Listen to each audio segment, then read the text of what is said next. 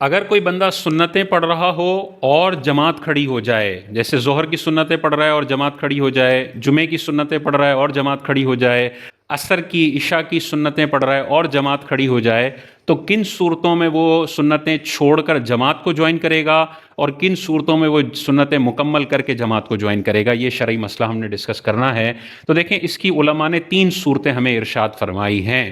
پہلی صورت یہ ہے کہ ابھی 2 رکعت اس کی مکمل نہیں ہوئی ہیں اور جماعت کھڑی ہو گئی، اور یہ سنت غیر موقدہ نمازیں پڑھ رہا ہے۔ جیسے عصر سے پہلے کی 4 سنتیں غیر موقدہ ہیں، عشاء سے پہلے کی 4 سنتیں غیر موقدہ ہیں، تو یہ والی نمازیں پڑھ رہا ہے اور 2 رکعت ابھی اس نے مکمل نہیں کیے کہ امام نے جماعت شروع کر دی ہے، اقامت ہو گئی ہے، تو اب اس کے لیے حکم یہ ہے کہ 2 رکعتیں مکمل کر کے سلام پھیر دے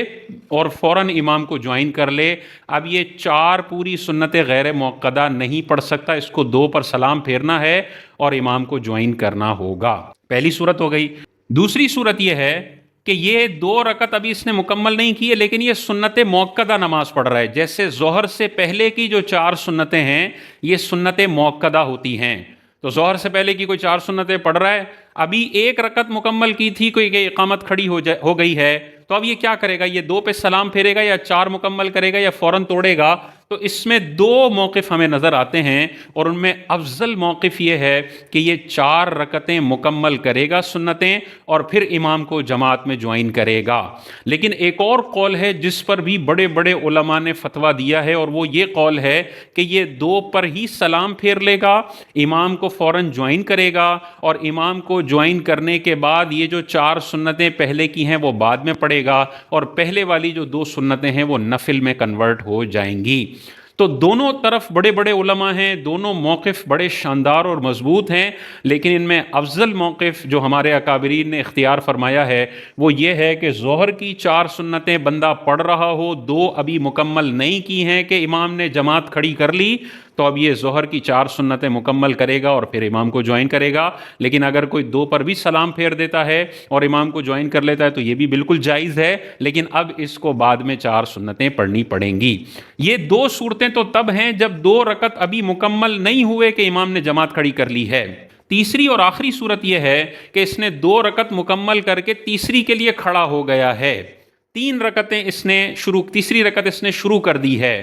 تو اب چاہے سنت موقدہ نمازیں ہوں چاہے غیر موقدہ نمازیں ہوں، دونوں صورتوں میں اب یہ 4 سنتیں مکمل کر کے ہی امام کو جوائن کریں گے،